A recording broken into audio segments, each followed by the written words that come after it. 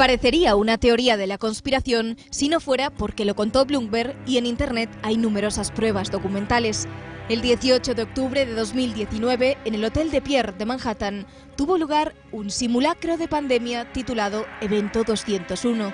Se trató de un acto organizado por el Centro Johns Hopkins para la Seguridad de la Salud en asociación con el Foro Económico Mundial y la Fundación Bill y Melinda Gates. Hipótesis del simulacro: súbitamente aparece un virus, un coronavirus natural, no muy diferente al SARS o MERS, que según el ejercicio habría surgido de los cerdos y rápidamente se convertiría en, atención, un brote intercontinental grave y altamente transmisible.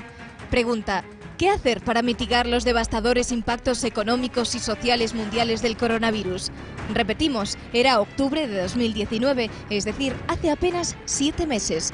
Las respuestas fueron asombrosamente semejantes a lo que hemos visto a raíz del COVID-19 en materias como las contramedidas médicas, el comercio internacional, viajes, movilidad en el interior de los países, política financiera durante la pandemia, comunicaciones y telefonía 5G. ¿Quiénes estaban allí en ese encuentro? Ryan Morhart, asesor en materia de salud y economía del Foro Económico Mundial. Chris Elias, presidente de la División de Desarrollo Global de la Fundación Bill y Melinda Gates. Tim Evans, exdirector de salud del Banco Mundial. Avril Haines, exsubdirector de la CIA. Sofía Borges, en representación de Naciones Unidas. Stanley Berman, presidente de la Junta y CEO de Henry's Chain, distribuidor mundial de suministros médicos y farmacéuticos. Paul Stoffels, director científico de Johnson & Johnson. Matthew Harrington, director de operaciones global de Edelman, una de las firmas de marketing y relaciones públicas más grandes del mundo. Martin Nachel, jefe de gestión de crisis, emergencias y continuidad de negocios de Lufthansa. Eduardo Martínez, presidente de la Fundación UPS. Hasti Taggi, vicepresidente y asesor ejecutivo de la cadena norteamericana NBC. Laban Thiru, representante jefe de la Autoridad Monetaria de Singapur, o George Gao, jefe del Centro Chino para el Control y Prevención de Enfermedades, entre otros muchos, y la periodista Janet Wu de Bloomberg, que fue quien lo contó. El propósito principal de esta simulación era teóricamente mostrar el debilitamiento de las alianzas internacionales y la insuficiencia gubernamental en la gestión de esta crisis. ¿Para qué? Para promover y aumentar las asociaciones público-privadas, es decir, la entrada masiva del capital financiero transnacional en el ámbito del poder político. Los participantes del evento 201, por supuesto, reconocieron al sector público como la primera línea de defensa contra las pandemias, pero subrayaron su liderazgo compartido con el sector privado. Y 30 días después del ejercicio de simulación del 18 de octubre de 2019, el 17 de noviembre, habría aparecido el primer caso documentado del COVID-19. El 11 de marzo de 2020, el COVID-19 fue declarado pandemia por la OMS, que tiene en sus principales financistas a la Fundación Gates, patrocinadora del evento 201. Naturalmente, usted puede pensar que todo esto no es más que una casualidad. A lo mejor es lo que piensa Fernando Paz, no lo sé. Bueno, no exactamente, pero estaban ahí todos los sospechosos habituales, ¿eh? Lo que pasa, ahora tenemos una ventaja que, bueno, quien quiera verlo puede verlo, y quien quiera cerrar los ojos, quien quiera tomar la pastillita azul del Matrix, puede hacerlo, y quien quiera verlo lo puede ver, porque lo publicitan. El año 1992, David Rockefeller, que murió ya hace 4 o 5 años, dirigiéndose a los medios después de una reunión de Bilderberg, dio las gracias públicamente a las grandes cabeceras de la prensa mundial por haber mantenido durante todos estos años el secreto de nuestras reuniones, y dijo: ahora ya podemos hablar abiertamente, hace unos años no podíamos. Es decir, estimaba que la población mundial estaba ya lo suficientemente receptiva como para aceptar un plan de gobierno mundial, que realmente es lo que pretende toda esta gente. Nos están ablandando para que podamos aceptar ese plan de gobierno mundial. Están instalando el miedo en la sociedad, y los seres humanos normalmente son más capaces de hacer cualquier cosa por miedo que por cualquier otra razón, y es la razón por la que están muchos millones de españoles en este momento seguramente dispuestos a entregar su libertad a causa del miedo. Has mencionado a David Rockefeller, y David Rockefeller hace unas décadas dice lo siguiente: lo único que necesitamos es la crisis adecuada y el mundo aceptará el orden mundial. Sí. Así de claro, ¿eh? No es para conspiranoia, son las declaraciones del señor hace unas décadas. Y atención, estamos a las puertas de una gran transformación. Declaraciones de Rockefeller. A mí lo que me deja asombrado es que después de contar esas 8 coincidencias o 10 que hemos hablado antes, resulta que el simulacro 201, que por cierto, según se ponen las fechas en esta anglosajona, es el año 2020 y es enero. Pero bueno, no sé por qué se llama el simulacro 201, es una casualidad, sí, que sea el 20 de enero, enero del 20. Pero lo que es increíble es lo que ha mencionado en el buenísimo reportaje que acabamos de ver, es el hecho de que esta simulación, que no se entiende por qué tiene que tener lugar en Nueva York en este momento para simular una pandemia en la que se llega a que los gobiernos no van a saber cómo difundirla, que va a haber desinformación en las redes sociales, maldita esto, lo demás, desinformación, ya lo hablan, que la economía va a ser difícil tomar decisiones vitales o que va a haber lentitud en los temas de los test, ya nos lo dicen, pero ¿cuánto antes? Menos de un mes, menos de 30 días antes de que aparezcan los casos. Esto no puede ser casualidad. Tenemos 8 coincidencias antes de prepararse y 4 semanas antes de que ocurra. Y luego ocurre y la OMS ni pide cuestiones a China porque Gates se lo impide en cierto modo y tarda hasta marzo. Cuando la OMS está trabajando con Gates y con todos estos institutos, sabe que desde noviembre hay casos en China y no dice nada. Entonces todo es demasiado... Todo es paralelo. Todo es demasiado paralelo. Entonces, aquí jamás vamos a alimentar una teoría de la conspiración, porque sencillamente no hace falta. Quiero decir, vamos a ver, un servidor, a Fernando ya ni le digo. Yo he historiado la historia de España desde los visigodos hasta el mundo de los tercios, el siglo de oro. Claro que hay conspiraciones, nos ha fastidiado, la historia está llena, pero normalmente no hace falta recurrir a la magia, están delante, y es poder. Es poder, es eso lo que hay que contar. Y en esa línea ha escrito un artículo francamente brillante un filósofo de verdad, o sea, no como Illa, además de clase de filosofía, lee, escribe, en fin, que es Antonio Martínez Belchi, autor del Coronavirus y el problema de la verdad en el manifiesto.com. Antonio, muy buenas noches, ¿cómo estás? Hola, buenas noches, muy bien, gracias. Qué complicado es, como estábamos contando, poner los hechos uno detrás de otro y que si el resultado se aleja de la doctrina oficial, que no parezca que es que eres un conspiranoico, ¿verdad?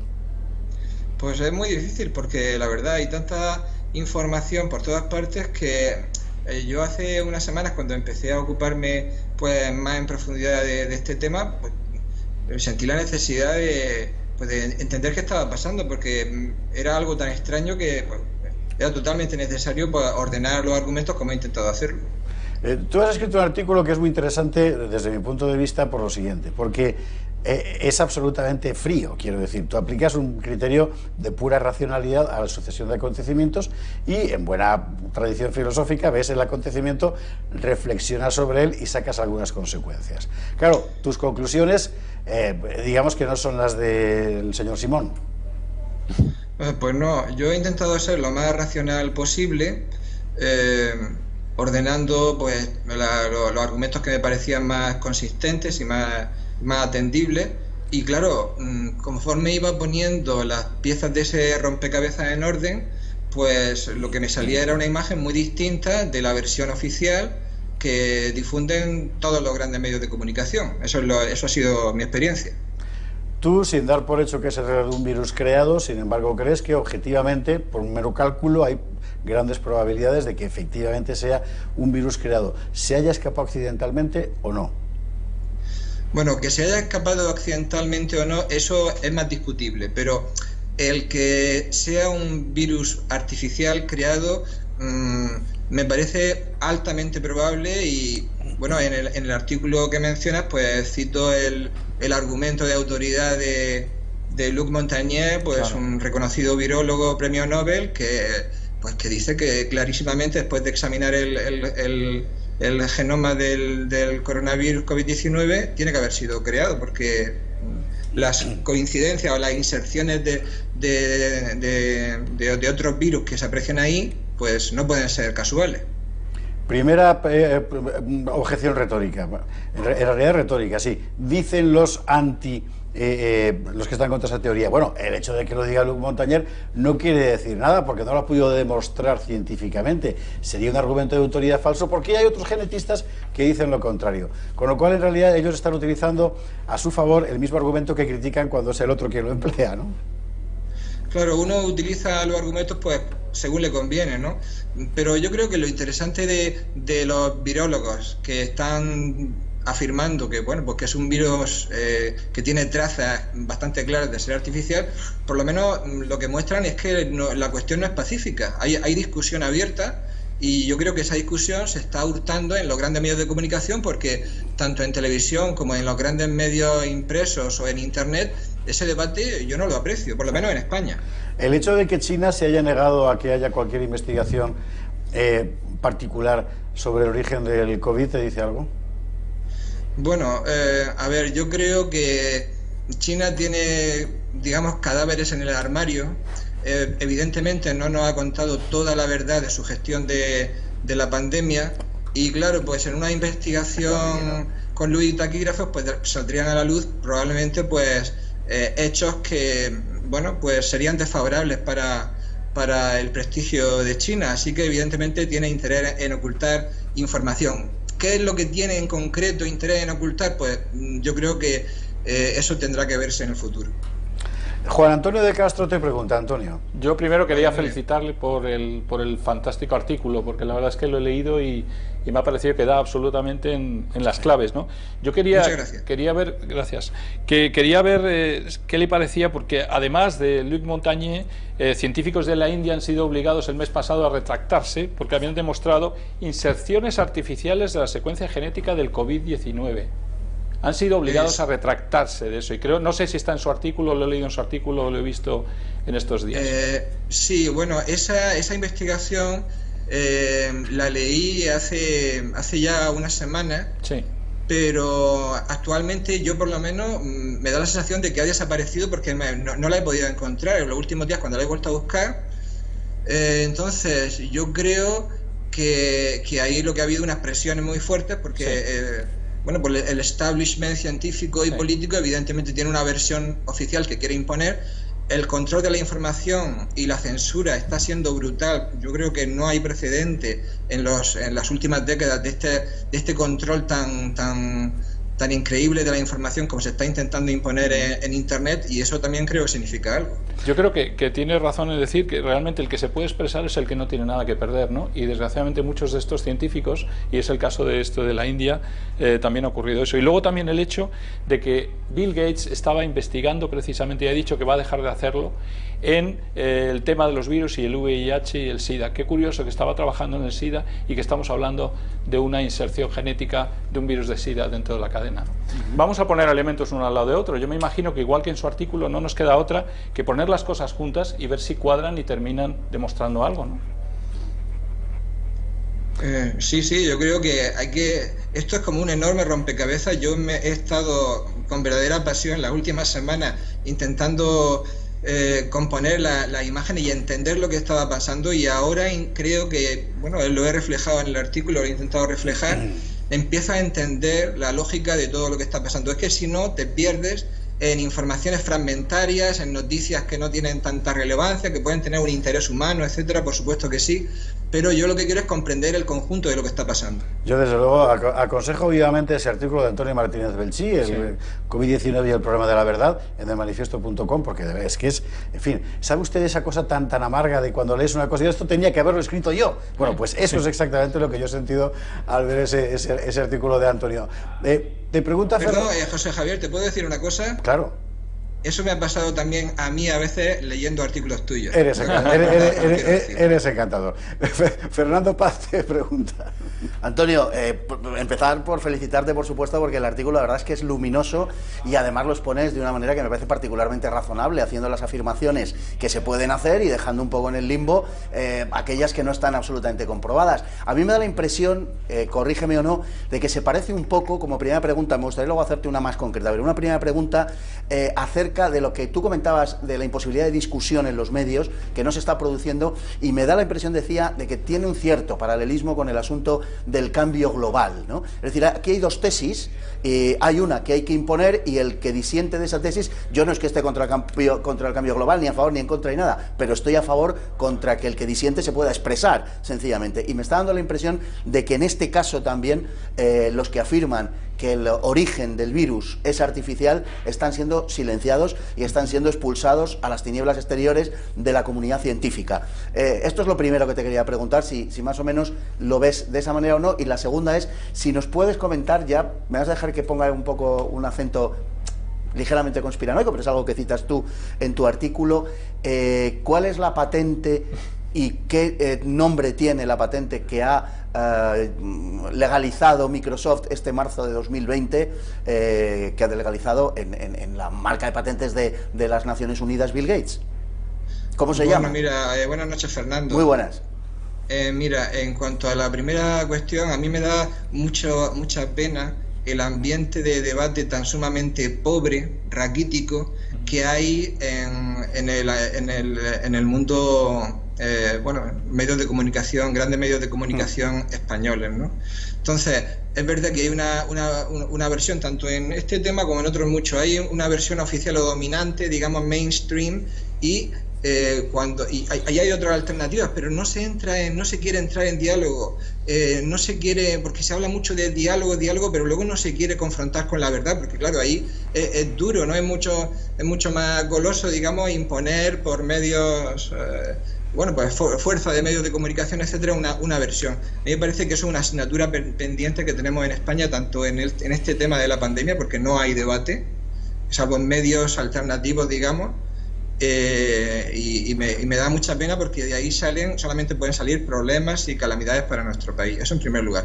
Y en cuanto al nombre que me comenta, claro, es algo curioso, ¿no? Curiosísimo, porque resulta que el 26 de marzo, yo buscando por internet a deshoras, por la noche, por la mañana, cuando me levanto y estoy solo y tal, pues resulta que me entero de que el 26 de marzo de 2020 Microsoft en la Organización Mundial de Patentes de las Naciones Unidas registra un dispositivo, un sistema de generación de criptomonedas asociado a la actividad corporal humana. Resulta que el número de publicación, de registro de esa patente, pues a favor de Microsoft, la empresa de Bill Gates, es 2020 060606. Claro, como resulta que lo que se está patentando es el microchip subcutáneo, que le pongan ese número, digo, bueno, esto o es casualidad, que sería mucha casualidad, o a ver qué intención hay en que tenga ese número. Y ya digo, en el artículo ofrezco varias posibilidades, o bien ha sido el propio Bill Gates, digamos, o Microsoft el que ha pedido ese número, o bien se lo han dado en plan de hacer una especie de chiste de mal gusto, o yo no, o qué significado, pero ese número, y claro, pues ¿qué quieres que te diga? Pues es muy llamativo, y si a eso que es llamativo se le van añadiendo otros muchos hechos llamativos, como por ejemplo el evento 201 que acabáis de tratar en el programa, pues claro, ya son muchas cosas llamativas. Y el pangolín, Antonio, y el pangolín del Economist. Y bueno, y el pangolín, a ver qué pintaba el pangolín en la portada de Economist, en la portada de El Mundo para 2019. Claro, cuando esa portada aparece a finales de 2018, pues los analistas conspiranoicos, entre comillas, que analizaron esa portada como hacen cada año, ¿no? Ya que la revista es la revista, digamos, oficial de la élite globalista, pues no se explicaban qué hacía ahí el pangolín. Pero resulta que a final de año 2019, el pangolín, cuya existencia yo creo que muy pocos conocían en Occidente, pues se convierte en un animal famosísimo, porque es el animal intermediario en la teoría oficial acerca de cómo surge la pandemia. Claro. Son tantos hechos llamativos que racionalmente, pues yo creo que una mente que busque la verdad, que es lo que debe hacer un filósofo y un profesor de filosofía, pues tiene que decir, bueno, es que esto es muy llamativo, no me cuadra de ninguna manera la versión oficial. Juan Antonio de Castro. Profesor, yo ya en esta línea de los 666 quería decir algo. Yo creo que a estos globalistas, que ya hacen bastante daño y son bastante peligrosos de todo lo que está ocurriendo a nivel mundial, les encanta jugar. Y esto del pangolín en el Economist forma parte de todos estos globalistas. El pangolín en el Economist, el 060606 en la patente, y luego resulta que el señor Soros abre su empresa, su laboratorio en Wuhan para analizar los virus. ¿Y dónde está la dirección de Wuhan, del laboratorio de Soros? calle Gaixín 666. Entonces es demasiado lo que les divierte esto, Qué jugar cosas, al misterio. en fin. ¿No? Antonio, una última pregunta. Esta ya, en fin, concierne también al artículo, pero es un poco más global. Sin entrar en el origen del virus, sin entrar siquiera en decir que haya sido deliberado todo el proceso, en la práctica, por los acontecimientos que estamos viendo, ¿la gestión global de la pandemia está siendo, desde tu punto de vista, una respuesta al colapso del globalismo que habíamos vivido en los últimos años a partir de la llegada de Trump al poder? Bueno, pues yo creo que eso que acabas de mencionar es yo creo que la clave fundamental, porque yo creo que si intentamos entender la pandemia solamente como un problema sanitario, como una emergencia sanitaria, pues estamos viendo solamente la mitad del rompecabezas, porque la otra mitad tiene un sentido económico.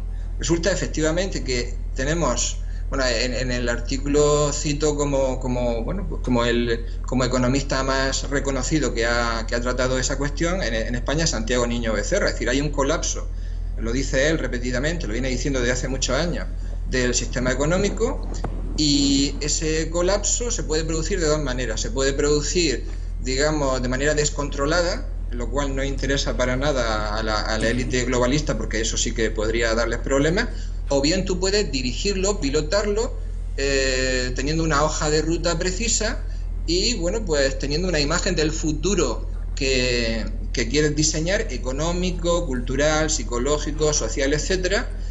Y yo creo que esa segunda parte, o sea, el problema sanitario del coronavirus como instrumento para una hoja de ruta que nos lleva hacia un mundo futuro diseñado por esto que estamos llamando así de una manera un poco imprecisa la élite, pues digamos, son las dos partes fundamentales que nos permiten empezar a entender por lo menos qué es lo que está pasando. Y si alguien lo duda, que mire alrededor y vea cómo de repente le han quitado prácticamente todos sus derechos públicos, que es una cosa impresionante. En fin, Antonio Martínez de Belchí, ha sido un auténtico placer leerte y sobre todo tenerte aquí esta noche en El Gato al Agua, y esperemos que no sea la última. Muy bien, muchas gracias. Un abrazo muy fuerte. Gracias. Un saludo.